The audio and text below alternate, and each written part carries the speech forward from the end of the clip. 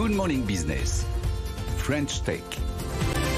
Consolidation dans le secteur des VTC. Le CAB rachète son concurrent Marcel. Yves Weissenberger, vous êtes le président de Le CAB. Ça fait à vous deux, quand on prend Le CAB plus Marcel, ça va vous faire 18 000 chauffeurs à deux plateformes. Est-ce qu'il va rester des concurrents français à Uber ?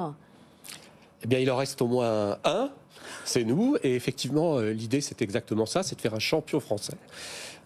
Et donc de regrouper deux sociétés qui avaient, on va dire, une philosophie commune, c'est-à-dire de faire du VTC à la fois qualitatif, à un prix compétitif, et aussi du VTC respectueux des chauffeurs. Voilà, on va dire que ce sont les deux idées fondamentales de ces deux sociétés. Il était assez prévisible, ou normal en tout cas, qu'elles finissent par se réunir. Mais le nerf de la guerre, en dehors de la question du prix, c'est quand même la disponibilité des chauffeurs. 40 000 sur Uber, 18 000 avec votre plateforme, avec les deux entités. Est-ce que là, il n'y a pas quelque chose qu'on ne peut pas résoudre ? 18 000, c'est déjà beaucoup. Notamment, il y en a beaucoup en région parisienne.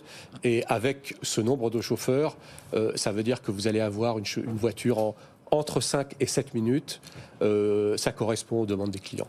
Anthony ? Oui, alors il y a un autre sujet, au-delà de la disponibilité des chauffeurs, qui est un vrai problème effectivement, enfin une question en tout cas, c'est celle de l'évolution du modèle économique des VTC qui va, moi j'ai l'impression, alors en tant qu'utilisateur, on en discutait aussi avec Laure, vers des prix plus bas, mais aussi une qualité qui a tendance à baisser. Moi quand je compare, alors j'utilise pas le CAB, donc je ne parle pas de votre entreprise en particulier, mais non, mais ce qu'on avait en termes de prestations il y a quelques années et ce qu'on a aujourd'hui en termes de qualité des voitures, de propreté des voitures. Alors ça coûte un peu moins cher effectivement, mais on arrive quand même à un moment où on se demande si on a encore envie de prendre ça. Vous êtes sur du premium justement. Oui, c'est parfois vrai, c'est pas vrai chez Le CAB.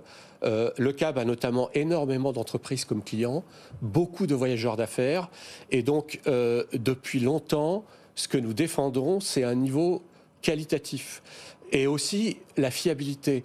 Les voyageurs d'affaires, ce qu'ils font, c'est qu'ils réservent à l'avance parce qu'ils ont des rendez-vous le matin ou parce qu'ils vont aller à l'aéroport. Et un des critères très très importants lorsqu'on réserve un véhicule à l'avance, c'est la fiabilité. C'est d'être sûr qu'il va arriver. Donc il y a à la fois cette dimension-là et il y a en effet une dimension qualitative que je pense Le CAB défend un peu plus que ses concurrents. Oui, parce qu'on a l'impression, enfin sur vos concurrents, je ne sais pas encore une fois comment ça fonctionne sur votre application, mais maintenant il y a l'option confort et qu'on paye plus cher. Et puis il y a l'option voiture poubelle. Donc voilà, c'est un peu ça. Vous avez des véhicules standardisés sur Le CAB parce qu'on est quand même maintenant sur quasiment de la Clio pour les VTC. Moi, j'attends la Twingo 3 portes où il va falloir rentrer par l'avant. Je pense qu'on va bientôt y arriver. Alors, c'est franchement pas le cas chez Le CAB. On a un grand nombre de chauffeurs, mais nous les recevons tous. Nous vérifions la totalité des véhicules. Tous ont été formés par notre entreprise.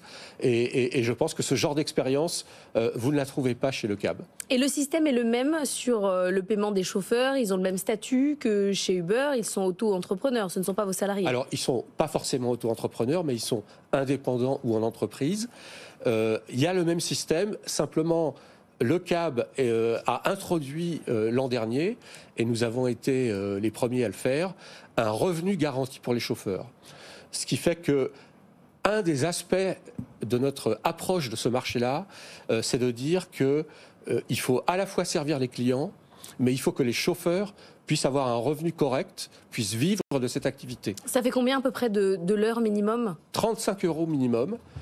Et surtout, nous comptons à la fois le temps qu'ils passent en course et le temps qu'ils passent en approche pour aller chercher les clients. Ça marche pour la fidélisation parce que c'est la clé, hein. Vous arrivez à avoir moins de turnover? Oui, on a il y a toujours des nouveaux chauffeurs et des chauffeurs qui décident d'arrêter, mais on a une grande fidélité on va dire du noyau de chauffeurs qui travaillent avec Le CAB. On en a beaucoup qui travaillent depuis beaucoup d'années et on a une grande fidélité. Il y a un gros enjeu là pour les VTC, enfin pour toutes les sociétés de transport, c'est les Jeux Olympiques. Je crois que les VTC ont le même accès aux gares et aussi des JO que les taxis, ce qui n'était pas forcément gagné d'avance. Ça va changer quelque chose pour vous? Ça va être une période très importante, effectivement, où il va y avoir beaucoup de demandes, parfois des difficultés de circulation. Donc c'est une période que nous préparons activement. On est aussi chez Le CAB, on fait partie des sociétés qui sont retenues pour transporter des officiels. Donc on aura aura l'occasion de travailler avec le comité des JO. Mais c'est vrai que c'est une période qui va être une période dense et une période intéressante pour nous. On en avait un champion français des VTC. Il a même fait la BFM Academy. Je sais, je suis lourde avec la BFM Academy. C'était chauffeur privé. Il a été vendu à un constructeur allemand. Lui aussi, il utilisait ce côté français. On paye des impôts en France. Et puis finalement, ça a fait pchit. Écoutez, c'est une société respectable. J'ai pas de commentaires particuliers. Aujourd'hui, comme vous l'avez dit vous-même, c'est plus une société française, c'est une société qui appartient à Mercedes. Nous, ce qu'on essaie vraiment de constituer, c'est comme j'ai dit au début, c'est un champion français. On pense qu'il y a la place. C'est pour ça qu'on mène cette concentration. Je vous rappelle que le CAB, c'est aussi le résultat à l'origine de la réunion de Snapcar et le CAB. Ouais. C'est-à-dire qu'il y avait une première étape de concentration, c'est une deuxième étape. Il en reste Il en reste quand même. Des petits acteurs à racheter? Il en reste. Bon, consolidation pas terminée. Merci beaucoup d'avoir été avec nous. Yves Weisselberger, président de Le CAB, pour cette consolidation dans les VTC.